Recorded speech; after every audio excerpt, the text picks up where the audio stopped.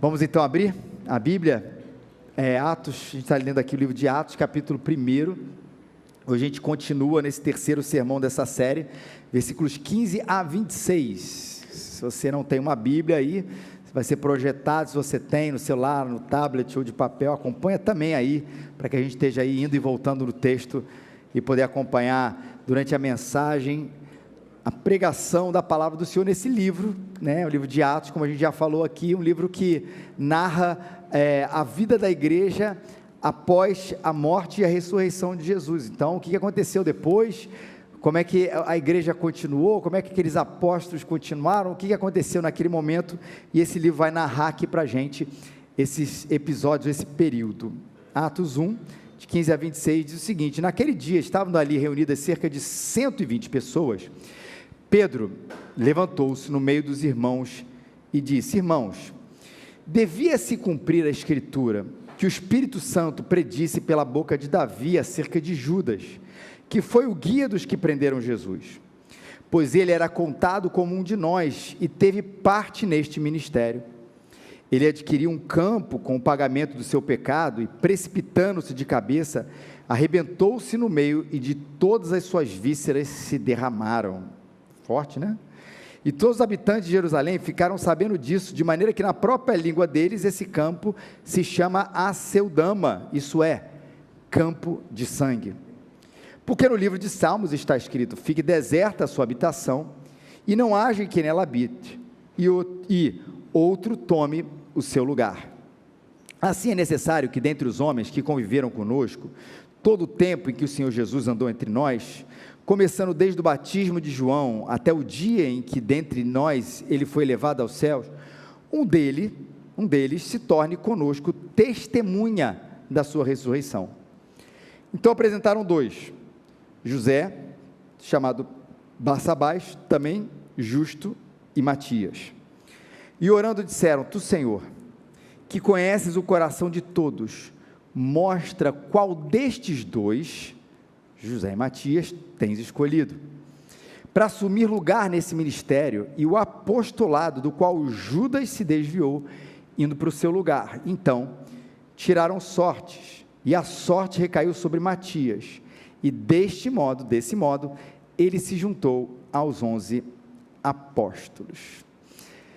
Gente, eu queria começar aqui falando sobre um tipo de filme, de livro, que trabalhou, e você já viu com certeza um desses, vou citar aqui um desses nesse momento, que trabalha com aquela história da escolha de uma equipe para formar uma equipe, né, para fazer algum tipo de tarefa. Peguei aqui, dentre os vários exemplos que a gente poderia citar, 11 Homens e um Segredo. Para quem não viu, duas versões, a mais antiga e a um pouco mais nova. Claro que o filme é romantizado e tudo, mas o plano dos caras ali que montam a equipe era roubar um cassino, ou seja, os heróis vão roubar um cassino, né?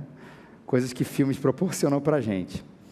E obviamente para roubar um cassino, e o filme vai mostrar isso, ou se mesmo que você não tenha visto, você possa imaginar o nível de segurança envolvido nisso, eles têm que formar aí sim, os dois principais ali do filme, formar uma equipe cheia de habilidades, e as habilidades específicas que possam compor ali dentro do plano deles, dar cabo ao plano deles para que aquele cassino fosse roubado. E eles montam a equipe, um batedor de carteiras, uma dupla de mecânicos, um especialista em eletrônico, outros em explosivos, um acrobata, etc, etc, porque cada um naquele momento ia compor ali nas cenas ou no plano de roubar o cassino uma determinada função.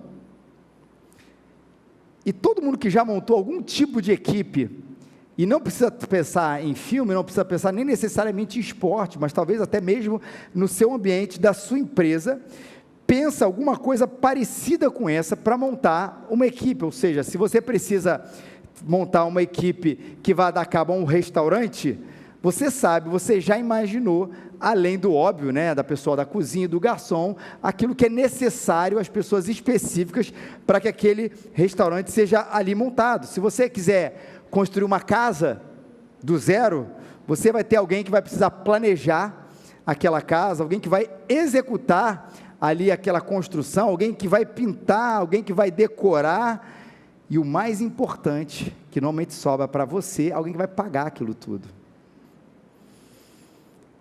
E se a gente é inteligente para fazer essas escolhas, você não vai montar uma casa e vai dizer o seguinte: eu vou escolher um doutor em literatura, porque não faz o menor sentido para aquela função específica. Se a gente é inteligente, sábio para fazer essas escolhas, ao montarmos as nossas equipes, imagina Deus, maravilhoso, soberano, sábio em tudo que Ele faz. Você acha que Ele ia fazer escolhas ruins para montar as equipes, os times, as coisas que Ele iria querer fazer? Claro que não. E Ele manda Jesus, e aí no caso, a gente vai ver aqui esse texto rapidamente, manda Jesus para montar esse super time, queria liderar ali naquele momento, ia ser discipulado por ele ia liderar a igreja naquele momento. E é muito interessante quando a gente vê a escolha de Jesus para a montagem desse time aqui, que você já está imaginando que são os 12 apóstolos.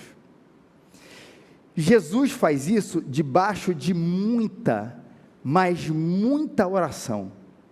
O livro de Lucas, que é um dos livros que narra essa escolha de Jesus, ele fala o seguinte: num daqueles dias, Jesus saiu para o monte a fim de orar, e passou a noite orando a Deus, igualzinho a gente quando vai tomar uma decisão, não é verdade?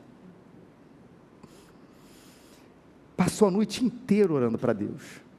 O Filho de Deus, perfeito, passa a noite inteira orando ao Senhor, e de manhã, aí sim ele escolhe esse grande time. Quem era? Simão, quem deu o nome de Pedro, seu irmão André, Tiago, João, Filipe, Bartolomeu, Mateus, Tomé, Tiago, filho de Alfeu, Simão, chamado Zelote, Judas, filho de Tiago, e Judas Cariotes, que veio a ser o traidor. Vamos voltar a fita para essa última parte do versículo? O super time de Jesus, que passou a noite inteira orando, se compunha, ou era formado, por um cara chamado Judas Iscariote, que veio a ser o traidor. Você escolheria esse cara para o seu time? Para que time? Qualquer um. Futebol, para o seu restaurante, para ser seu amigo, para a sua empresa, o que for. Você escolheria um cara que já tinha essa pecha? Aí a gente vai dizer o seguinte: claro, quando Lucas escreve o Evangelho de Lucas, inclusive ele coloca aqui, ele diz, que veio a ser o traidor, ou seja, é alguma coisa que foi escrita depois, onde, voltando aí a fita, ele diz, escolheu Judas naquela época, que depois a gente soube, ele veio a ser o traidor. Ok, estou contigo nisso, mas a pergunta é, a gente sabe, nós sabemos que o Deus Todo-Poderoso, Onipotente, Onipresente e Onisciente, sabia de todas essas coisas. E Judas foi escolhido por Jesus. A gente fala, Judas foi traído, traiu Jesus, Jesus foi traído por Judas, ou Judas traiu Jesus, mas a gente tem que lembrar que Judas foi escolhido por Jesus. Mas como é que foi a reação da igreja, do povo de Deus, diante desse fato? E aí que Pedro começa. Pedro levantou-se no meio dos irmãos e disse: irmãos, devia-se cumprir a escritura, que o Espírito Santo predisse pela boca de Davi, acerca de Judas, que foi o guia, aí vai falar da traição dos que prenderam Jesus, pois ele era contado como de nós, e teve parte neste ministério.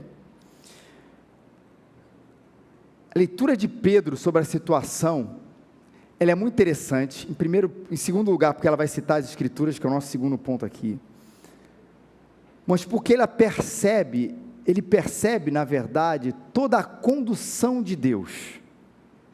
E às vezes a gente pode até dizer que é muito fácil, quando a gente se distancia de alguma coisa, para dizer assim, tudo faz parte do plano de Deus, ou seja, aconteceu uma tragédia na vida do nosso irmão,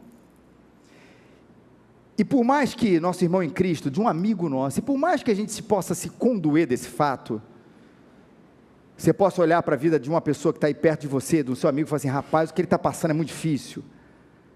O fato de não ser com você que está acontecendo, e isso é natural da gente, a coisa não é tão dolorosa assim, por mais que você possa ser empático com a dor do outro, é com o outro, não é com você. E é mais fácil a gente poder afirmar e dizer essas palavras verdadeiras. Olha, cara, foi sinistro, difícil, complicado o que aconteceu com você, mas saiba, Deus está no controle. O que é uma verdade, mas não é verdade, é mais fácil a gente dizer para uma outra pessoa o que está sofrendo essas palavras que são verdadeiras. Claro que é, ela não deixa de ser verdadeiras por isso, mas toda essa volta foi para dizer que quem falou isso foi um homem que conviveu com essa história, que viveu essa história, foi Pedro, que não está dizendo a respeito desse Judas que traiu Jesus 200 anos, 300 anos, 400 anos depois, não, era o amigo dele, era uma pessoa presente. Pedro viu tudo de perto, um homem que conviveu com Judas, que viu a traição de perto, que viu esse amigo fazer o que ele fez com Jesus. A pergunta é como é que ele lê a vida, como é que ele leu esse incidente extremamente doloroso, claro, para Jesus e para Pedro também. E aí vem essa história, que ele lê toda essa parte como um plano, toda essa história como um plano divino. Pedro disse que Davi profetizou sobre Judas, aí ele vai citar ali as escrituras, né? E um comentarista diz, quando Davi discutiu Judas Iscariotes, quando é que foi isso que aconteceu? Certamente ele não se referiu a ele diretamente, ou os nomeou, você não vê o nome de Judas no Antigo Testamento, mas nos Salmos o Messias é antecipado, ele é mostrado como o rei ideal. Então toda aquela figura do rei, porque a gente entende que toda a escritura, toda a palavra de Deus, ela aponta para Jesus. Então os reis, o rei lá, dito nos vários salmos, na verdade prefiguram, aponta para o rei perfeito, que é Jesus Cristo. Portanto, os salmos reais, diz esse comentarista, discutem o rei de Israel, eles vão falar dos inimigos do salmista real, que se tornaram os inimigos do Messias, ou os inimigos do rei do Antigo Testamento, dos salmos, são os inimigos do Messias. E aí ele diz, portanto, é essa a leitura de Pedro. Judas foi predito no Salmo 69, 25, 109, 8, e ambos os salmos imprecatórios. Depois a gente explica mais sobre esse assunto, ou seja, o rei perfeito, ele foi já traído lá nos salmos, e a figura de Judas prefigura essa traidor, assim como a figura do rei perfeito prefigura Jesus Cristo, aponta para Jesus. Ok, a gente tem essa convicção absoluta, tudo está escrito, e às vezes você pode ter essa pergunta também, tudo está escrito na história da Bíblia, a história de Jesus, ele vai na cruz, isso precisa acontecer. A história de Judas, o traidor, ele precisava acontecer. A história de Paulo, a história de Pedro, a história de Davi, a história de Moisés, essa abertura do Mar Vermelho, não foi uma coisa que Deus ali na última hora, não, isso tudo precisava se acontecer.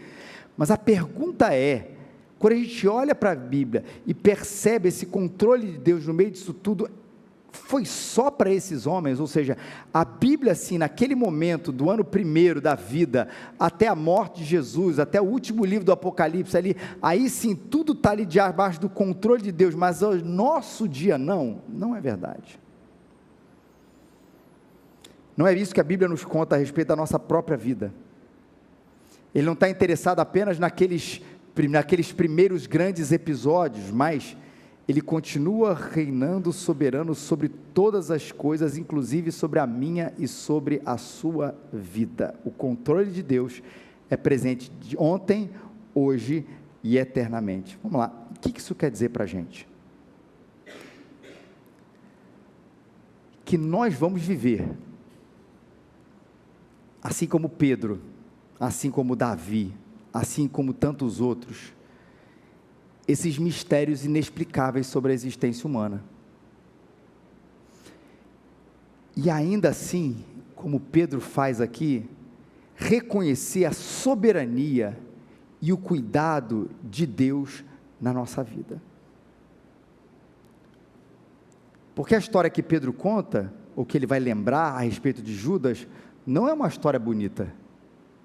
Inclusive até a morte, né, de Judas é narrada aqui com tintas de sangue. Não é uma história bacana, não é uma história interessante, não é uma história bonita que tem um final feliz, do sentido dos contos de fadas. Mas ainda assim Pedro reconhece, no meio da traição, no meio de um suicídio, no meio de tanta coisa ruim, que existe um cuidado maravilhoso de Deus. Como isso confronta o meu e o seu coração? Nós ainda estamos fascinados com a linearidade da vida. Apesar de a gente achar que isso é uma fala inocente, todos nós carregamos um programa, um drive, alguma coisa que diz dentro de nós: se Deus está comigo, tudo vai bem. A gente pode negar isso, mas lá no fundo, nós achamos isso, e não precisa falar de teologia da prosperidade ou coisa parecida, mas o fato é que nós achamos que ainda que não sejamos ricos, nos tornemos ricos, pelo menos, a gente vai ser livre das tragédias, das dificuldades profundas da vida, não das simples, se a gente caminhar com Deus. A gente tem isso, é só a primeira tragédia acontecer na nossa vida, que a gente se pergunta: Senhor, por quê? Senhor, logo eu?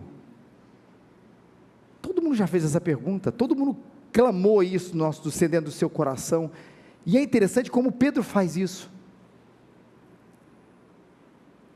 Ele olha para a vida, ele olha para a jornada e diz que a vida dessa maneira linear, onde nenhum grande problema acontece, não resiste à prova das Escrituras. A gente olha a própria vida dos apóstolos, né? Com exceção de João, todos morreram martirizados por causa do Evangelho. A vida de Jesus, a vida de Paulo, perseguido. E é interessante quando a gente fala da vida de Jesus, porque não é só uma questão de uma perseguição física, mas a própria traição de um amigo, o abandono ali, o abandono dos apóstolos, daqueles que estavam ali em oração, no momento onde realmente Jesus ali foi preso. Alguns fugiram, alguns deixaram ele de lado, alguns o negaram, como foi o próprio Pedro, que vai nessa história. A gente vai ver que essa linearidade de uma vida sem tragédia, uma vida sem nenhum problema, não é o que acontece com as pessoas aqui. Ou seja, quem anda com Deus, e quando Deus anda com a gente, isso não nos livra desses grandes questões difíceis que a gente vive, mas ainda assim, nós nutrimos no coração essa expectativa sobre essa vida linear, onde nós, que mesmo que saibamos que não somos pessoas boas, a gente acha que a gente não vai sofrer, porque amamos a Deus, e Ele nos ama. Essa não é a história de Deus, por alguns motivos, e primeiro, que talvez seja o mais até fácil da gente descrever, é porque a gente vive num mundo caído. Eu costumo dizer que há 20 anos atrás, falar de pecado era uma coisa até um pouco mais difícil, porque se atribuía à igreja o discurso todo do pecado como o discurso da culpa. A igreja fica falando de pecado, botando culpa no ser humano, e a gente tinha que rebolar para explicar que a coisa não era assim. Mas hoje, falar de pecado parece a coisa mais simples do mundo. É só a gente reconhecer a realidade. E ninguém e aí sim, talvez a internet como um todo nos deu mais visibilidade sobre o que de fato é a vida fora, às vezes, da nossa própria bolha, onde poucas coisas ruins acontecem, mas pelos olhos da televisão, pelos olhos do nosso celular, a gente percebe que é impossível olhar a realidade da vida e não perceber que mundo caído que a gente vive, em todas as suas dimensões, em todas. E essa é o mundo que a Bíblia descreve, um mundo caído, cheio de pecado, onde coisas ruins acontecem o tempo inteiro, porque nós ainda não vivemos nesse lugar tão maravilhoso que nós esperamos, chamado paraíso. É para lá que a gente vai, mas a gente ainda não vive isso. E o segundo, é que Deus não escreve certo por linhas tortas, mas é bem verdade que os seus caminhos são muito, mas muito misteriosos para nós, e nós também temos uma dificuldade de lidar com isso. Por uma razão clara e até natural, quando uma coisa ruim acontece, a gente pergunta o porquê, não é? E perguntar o porquê, dentro de nós, pressupõe uma volta a uma cadeia de eventos na nossa vida, que a gente faz, para ver o que é que nós poderíamos ter evitado, para que isso acontecesse. Então a pessoa pega uma doença, tem uma doença terminal, por quê? E a gente começa, natural, foi a minha alimentação, é uma questão genética, a gente começa a querer entender os porquês da vida, e a gente não lida muito bem, quando alguém não diz para a gente, ou quando a gente se depara com esse fato, de que é um mistério, de que a gente não vai entender tudo, de que a gente não vai entender toda a causa, nem os porquês de cada sofrimento que a gente vive, de cada dificuldade, de cada traição, que a gente já experimentou na nossa vida. O que a gente nos cabe diante desse quadro? Primeiro, para a nossa própria sanidade mental, e por favor, não enxergue isso como um pessimismo, mas é abandonar essa expectativa. Todo mundo vai sofrer. E quando eu digo isso, por favor, não enxergue isso como um pessimismo, é a realidade. O discurso mais apaixonante seria o pare de sofrer. É um slogan de outro lugar. Mas não é um slogan da Bíblia. Todo mundo vai, né? Alguém que não acreditava em Deus, dizia que toda dor vem do desejo de nós não sentimos dor. Faz mais sentido do que pare de sofrer que uma igreja fala. Mas é toda a nossa expectativa de querer essa vida perfeita, às vezes leva a gente para o buraco, não leva? Porque quando isso acontece, um negócio, a gente fica perdido, não pode ser assim, não vai ser assim, não adianta negar. A gente vive num mundo caído, e a gente vive diante dos mistérios dessa vida, onde a gente não vai poder explicar todas as coisas, mas sim, coisas ruins vão acontecer, não apenas elas, mas elas também acontecem. E o segundo ponto diante disso, é abraçar o cuidado de Deus em todo o tempo,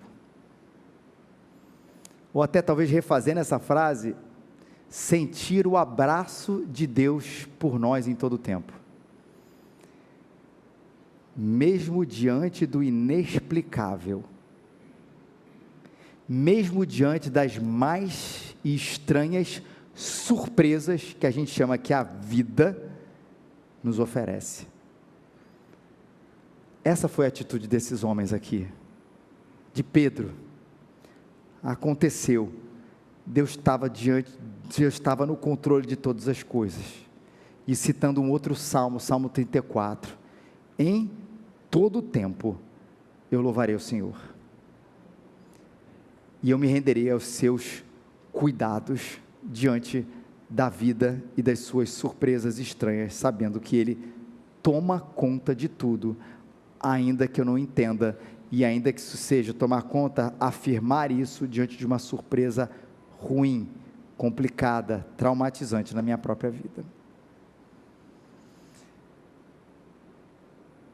Esse texto ensina a gente a olhar assim a vida, mas também ensina a gente a olhar o mapa da vida, que Pedro usa de referência. Aí a gente volta aqui não apenas para a escritura que nós lemos, mas como eles leem a vida diante das escrituras. Pedro, ele cita 2 vezes, a Bíblia aqui nesse momento, versículo 16, irmãos, devia se cumprir a escritura que o Espírito Santo predisse pela boca de Davi, verso 20, porque no livro de Salmos está escrito, E essa insistência maravilhosa mostra que desde cedo, os apóstolos, a igreja, tinha a palavra de Deus em elevadíssima estima. Se você vê quantas vezes o próprio Jesus cita a Escritura, o Antigo Testamento, como palavra de Deus, como, aí sim, o mapa da vida, você vê que aquilo não era apenas uma pequena referência, era o mapa, a palavra de Deus. Ou seja, como é que Pedro, como é que a igreja, como é que Jesus guiava e interpretava a vida? Como eu posso ler o sofrimento? Como eu posso encontrar esperança? Como eu posso entender o meu propósito? Como eu posso ter sabedoria para tomar uma decisão? O que eu devo amar? O quanto eu devo amar? O que eu devo amar? O que vale a pena? O que a igreja de Jesus sempre fez?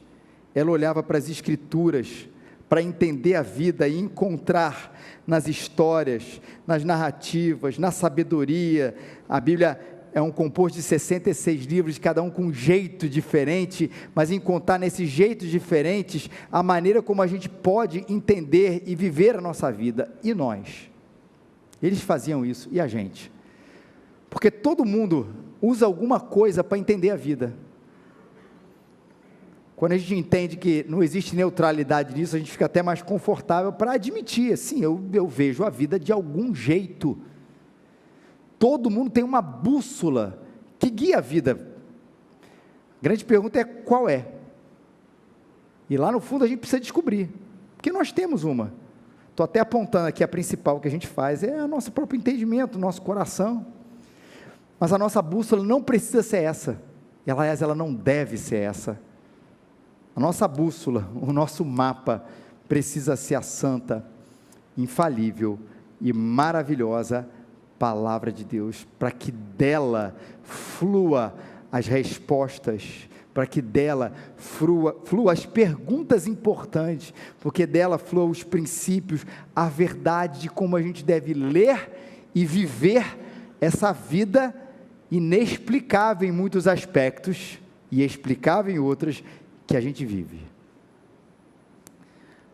Por isso, gente, a gente precisa falar até o óbvio aqui, por isso que a Bíblia deve ser lida, não apenas num dia da semana, no domingo, mas todos os dias.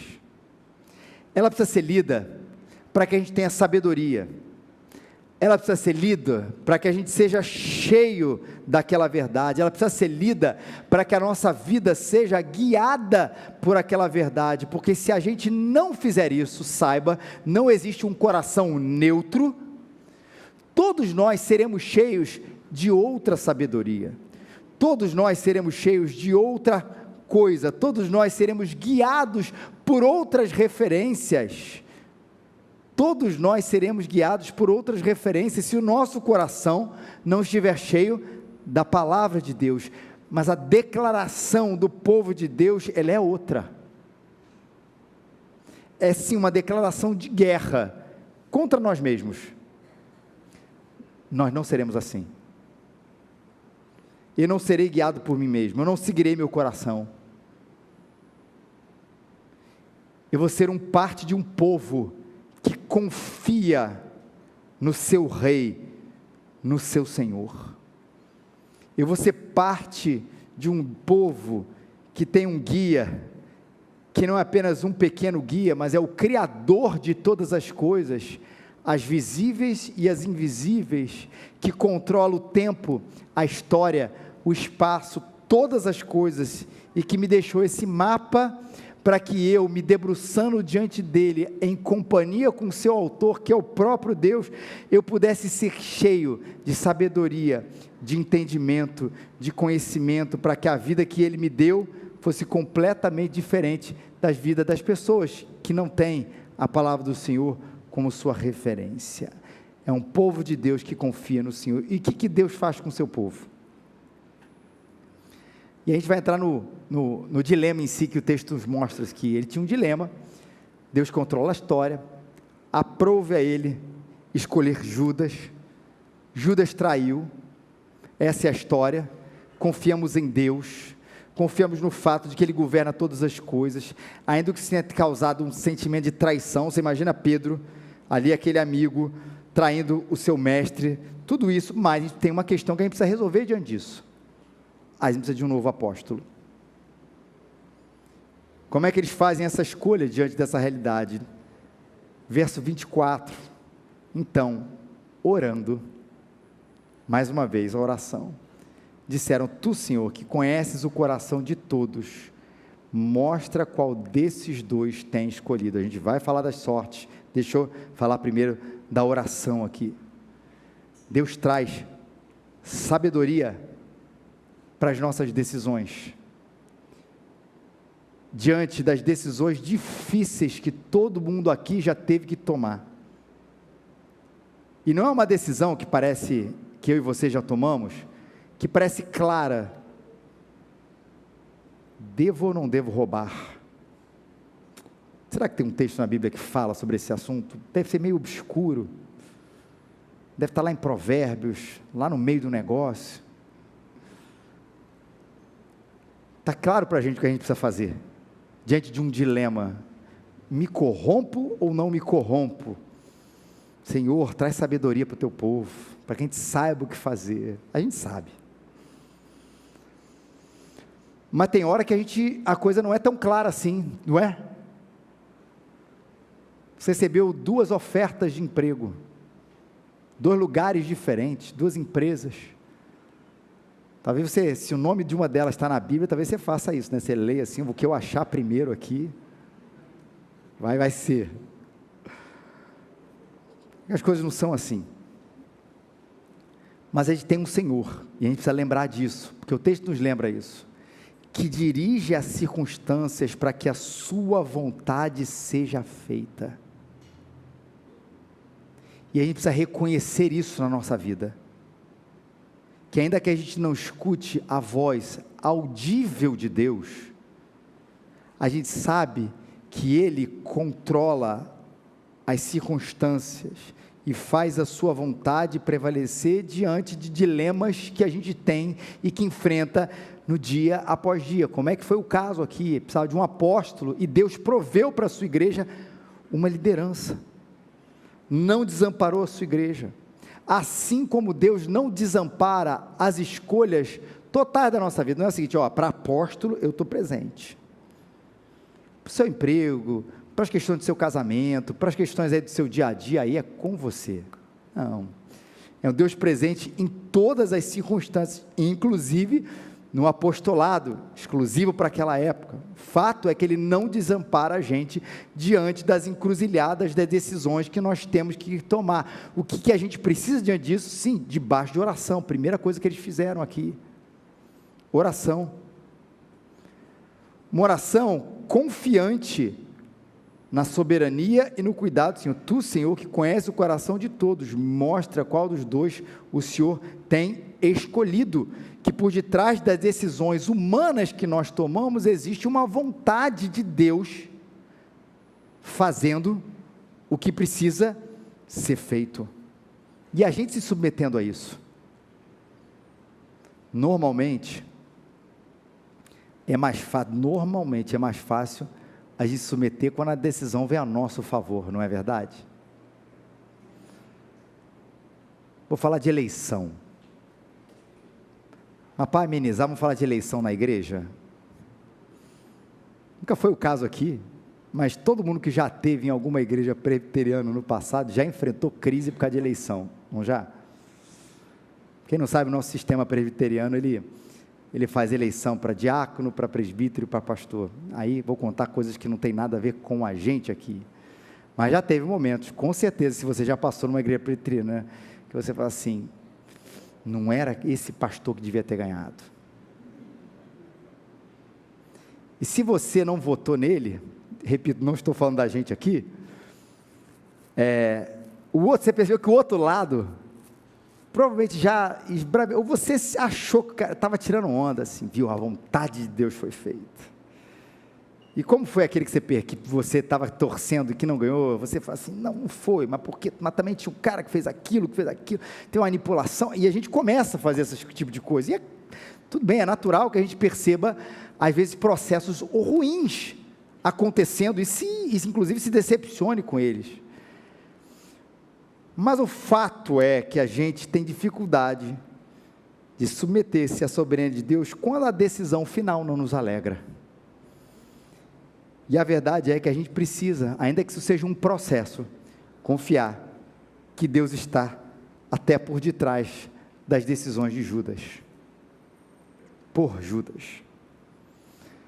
É difícil, mas a gente confia e submete e segue a nossa vida confiante nesse Senhor maravilhoso. Eu não vou deixar de falar do elefante aqui na sala, nesse texto. A sorte se lança, né, onde eles lançam o nome de Matias e José para a sorte, e tiram ali na sorte, como se fossem dois nomes ali num papelzinho.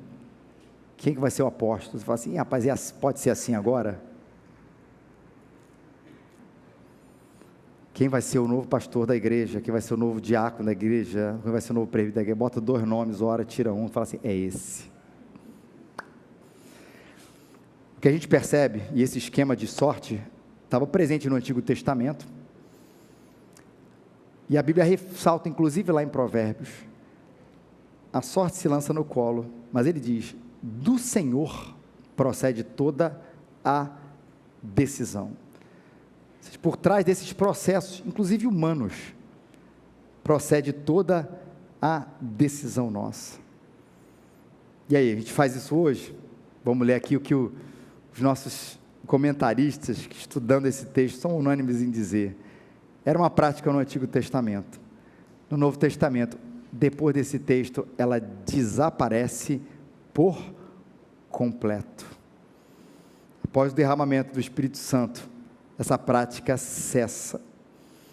No período entre a ascensão de Jesus e o Pentecostes, os apóstolos determinam as condições para o apostolado, oram por orientação divina e lançam a sorte para verificar a escolha de Deus, mas depois isso acaba, não está mais presente para a gente hoje, como a gente vê em toda a escritura após esse texto aqui. Lembrando que o livro de Atos tem algumas coisas, a gente vai trabalhar isso aqui, que narram uma transição da igreja aqui. Por isso, meus queridos,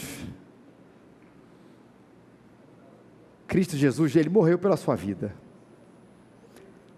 Ele te fez uma nova pessoa, Ele perdoou os seus pecados, e Ele te salvou, para que você tivesse uma ligação com Deus, ou uma religação com Deus, ao ponto de você ver a vida de uma maneira diferente.